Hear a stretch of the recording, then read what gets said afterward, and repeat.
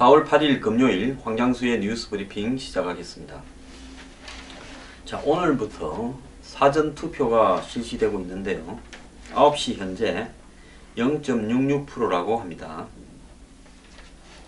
자, 사전투표 때문에 과연 전체 투표율이 올라갈지 그러지 않을지 궁금한데요. 오늘 조선일보는 사설에 이렇게 썼습니다. 막장 공천에 지역감정 자극하다. 사제 쇼로 표 구걸하나. 제가 만약에 이런 이야기를 했으면 보수 지지 성향을 가지신 분들은 저를 굉장히 비판을 했을 겁니다. 근데 조선일보가 이런 말을 했습니다. 조선일보도 뭐 최소한의 상식에서 봤을 때 정말 막장에 이런 막장은 없었습니다. 공천 과정이요. 그러다가 여야가 지역 감정을 한참 자극해서 이렇게 자신들 쪽으로 고정 지지층을 땡겨볼라 했습니다. 그것도 여의치 않으니까 서로가 이제 사죄를 하고 있습니다. 두류산 공원에서 11명이 무릎을 꿇고 오늘 문재인 대표는 광주에 사죄하러 1박 2일 사죄 행진을 하러 갑니다. 자, 여기에 여야 양대 거대 정당의 지역 독점 구도를 철폐하겠다던 안철수 국민의당은 이제 지역 독점 구도에 숟가락 들고 달라들었습니다. 나도 독점의 한 축을 형성해서 앉아서 좀 떠먹겠다. 정말 정치판 꼴이 잘 돌아갑니다. 자, 이런데요. 이번 총선에 누가 이길지 여론조사도 총선 여론을 모른다라고 지금 신문들이 보도하고 있습니다. 조사 기간이나 방법에 따라서 10% 차이가 한 9% 지고 있던 사람이 다른 조사에는 2, 3% 이기고 있는 이런 일들이 여러 군데서 나옵니다. 그래서 판세 예측이 불가능한 선거가 되어가고 있다. 특히 여야가 접전을 벌이고 있는 수도권에는 최근에 야당의 지지율이 적극 투표 지지층에서는 더민주당이 새누리당을 이겼다. 이런 여론조사도 나오고 있습니다. 이런 상황에서 갑자기 정말 국민들은 안중에도 없이 큰 소리를 치면서 앉아서 180석 국회 선진화법 무력화 수준으로 넘길 수 있다. 안 그러면 개헌 의석 200석을 넘길 수 있다. 안 그러면 뭐 과반 이상은 눈 감고도 된다고 자신하던 새누리당이 지금 갑자기 죽는 소리를 하고 있습니다. 근데 그게 엄살이냐? 100% 엄살만은 아닌 거다라는 것이 지금 여러 군데서 나오고 있습니다. 자, 청와대는 140석 초반이라고 예상한다고 하는 보도가 중앙일보에 나왔습니다.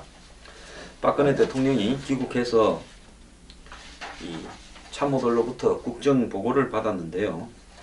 그런데 이 선거의 여왕인 박 대통령이 지금 임기 이제 하반기에 접어드는 입장에서 치르는 이번 선거의 결과에 따라서 이 국정 운영의 탄력을 받느냐 못 받느냐 이런 갈림길인데 분위기가 좋지 않다는 겁니다.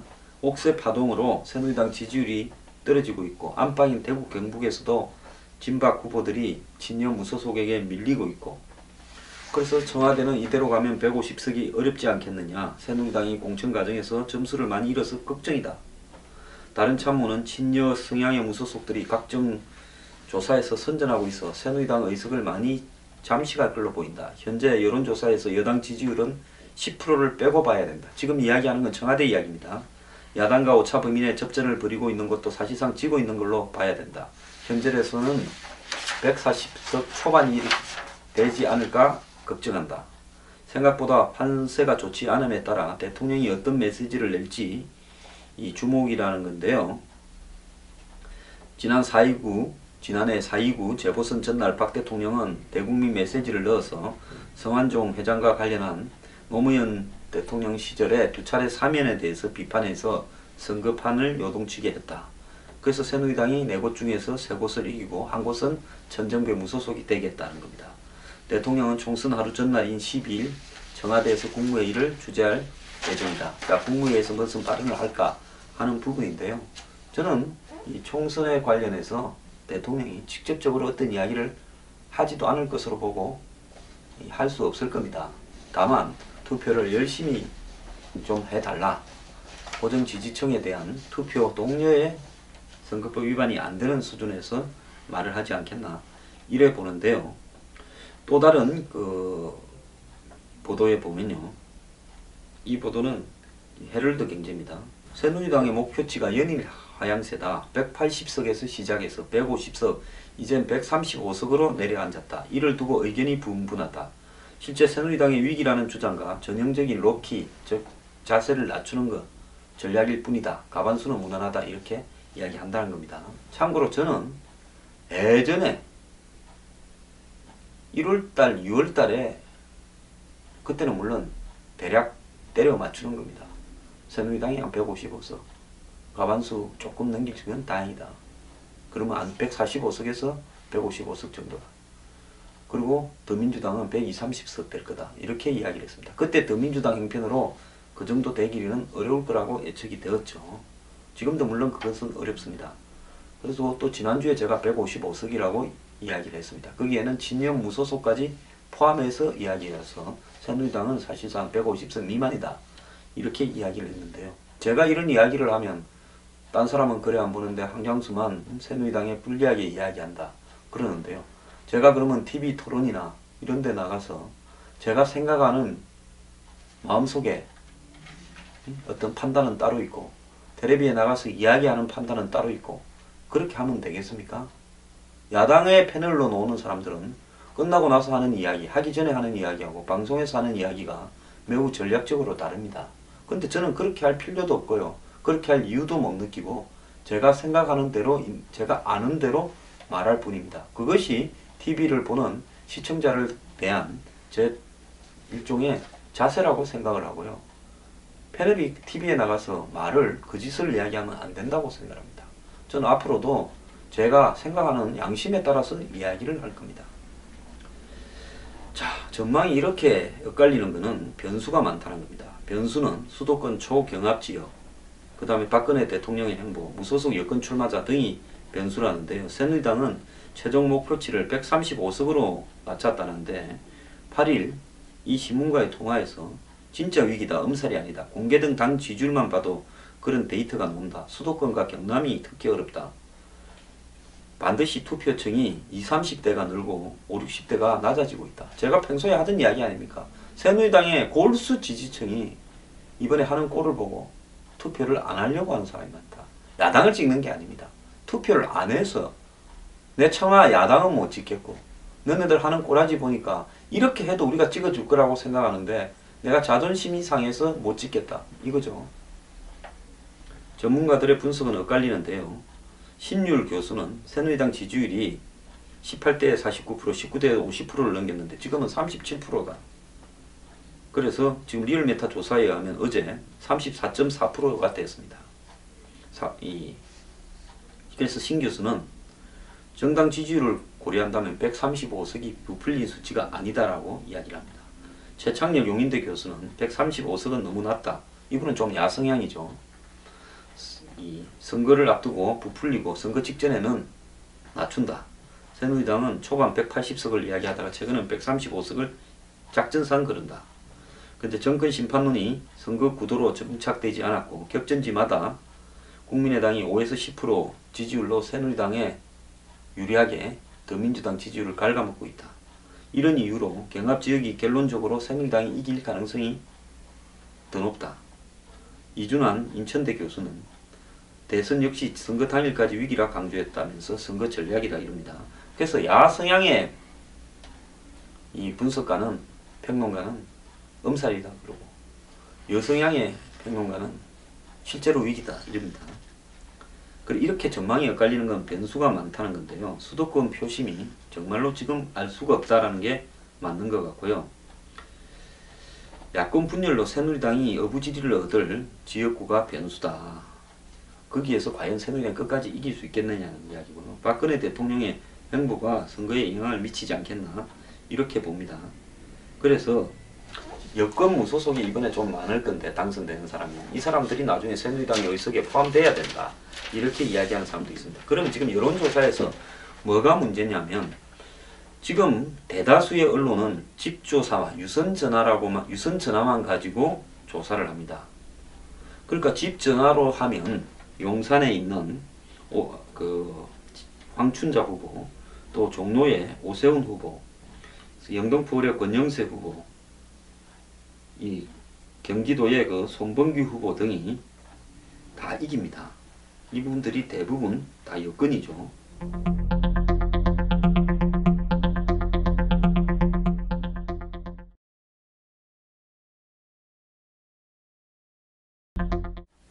그런데 어제 YTN이 엠브링이라는 여론조사하고 해가지고 한 조사에 의하면 방금 말한 지역들을 다 집니다.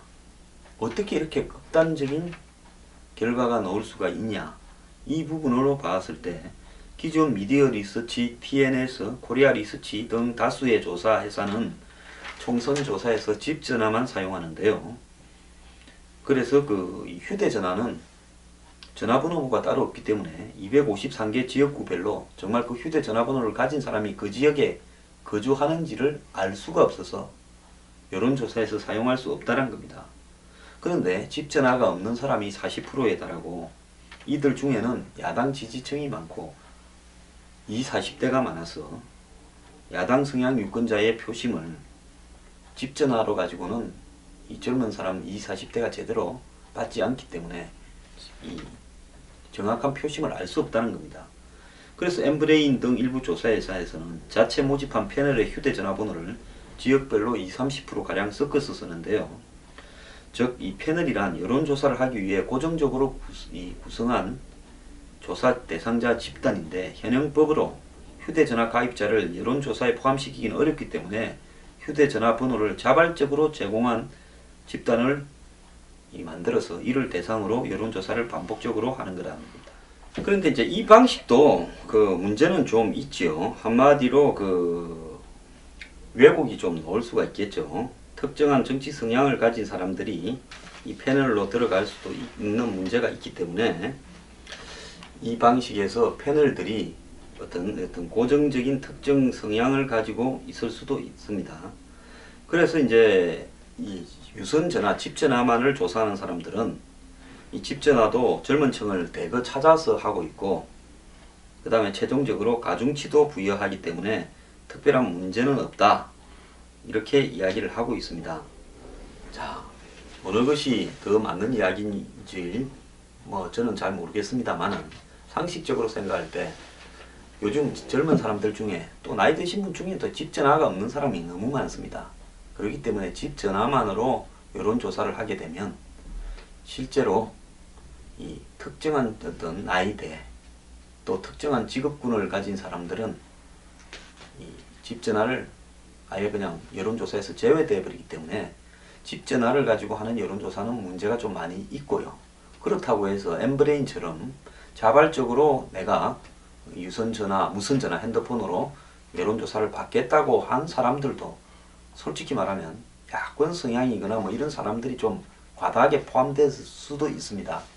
그렇기 때문에 이 중간 정도가 적정한 여론조사 수준이라고 보는데 현재로서는 이런 부분을 잘 극복할 방법이 없기 때문에 갈수록 여론조사가 더 안 맞는 겁니다. 옛날에 여론조사가 좀 맞았어요. 그때는 집전화가 상당수의 여론을 반영을 했고 또 여론조사 초창기에는 그런 여론을 왜곡시키는 일들이 별로 없었는데 이제는 전화를 받는 사람들도 상당히 정치적으로 이렇게 움직이는 부분도 있기 때문에 이 여론조사가 안 맞아떨어지는 확률이 이 스마트폰, 모바일이 너무 많이 보급되면서 이제 생기고 있습니다. 자, 새누리당은 그러면 왜 127석이다? 새누리당이 그제는 127석이다 했습니다. 여의도 연구원 조사를 바탕으로요. 그럼 왜 127석이냐? 135석은 또 뭐고 청와대 보고한 140석은 뭐냐? 이런 부분에서 이제 좀 보면 새누리당은 ARS를 가지고 집전화를 주로 했는데 이번에 휴대전화를 20%를 섞었답니다. 그러니까 이동통신회사로부터 안심번호를 받아서 휴대전화를 20% 섞었는데요. 또 휴대전화 20%만 섞은 게 아니라 전화를 걸어서 물어볼 때 반드시 투표하러 가겠느냐는 질문을 하고 그러겠다는 사람만을 대상으로 어느 당을 누구를 지지하느냐고 물었답니다.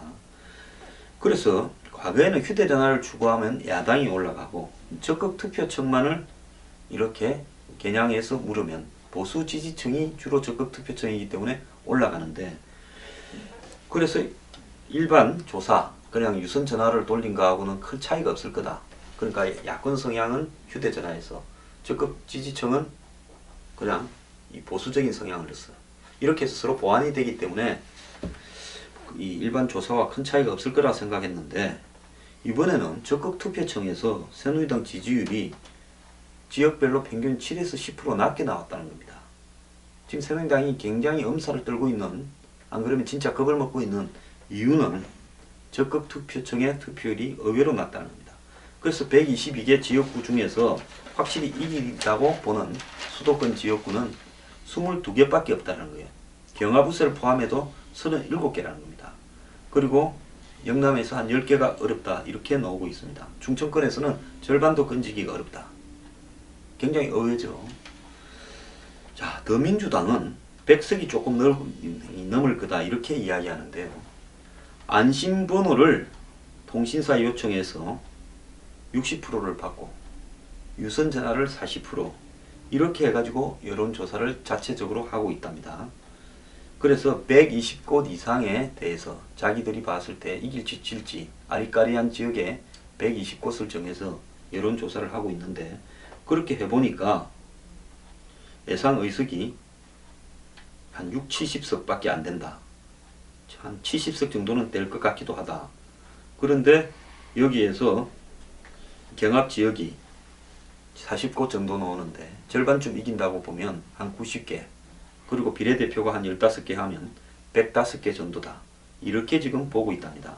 그래서 더민주는 수도권 122석 중에서 45석 정도 우세를 보고 있고, 경합은 한 30개로 보고 있답니다. 호남은 우세가 7곳에서 8곳, 충청은 5곳에서 6곳, 영남은 4곳, 강원 제주의 한국시, 이렇게 해서 70곳이라는 결론이 나왔다는 겁니다. 자, 여기서 보면 수도권에서 새누리당이 경합우세까지 포함해서 37, 더민주가 이 경합까지 포함해서 75곳. 자, 이렇게 지금 나오는데요. 그러면 37대 75라는 겁니까? 물론 더민주는 경합이 포함되어 있습니다. 근데 전체적으로 봤을 때요, 지금 수도권에서 새누리당이 굉장히 안 좋은 것은 분명한 사실이고, 새누리당의 보수층의 적극적 투표 참가의 성향이 예년과는 다르게 굉장히 낮아지고 있다. 이렇게 이야기하는 게 사실입니다. 종합적으로 이야기하면 청와대에 보고한 것은 140석, 또 당의 관계자가 언론하고 통화할 때는 135석, 또 이 여론조사를 직접 돌린 여의도 연구원의 이야기는 127석이라고 그럽니다. 그러니까 제가 무소속, 여권 무소속 포함해서 155석 정도 이야기한 것은 저는 매우 상식적으로 이야기했다고 생각합니다.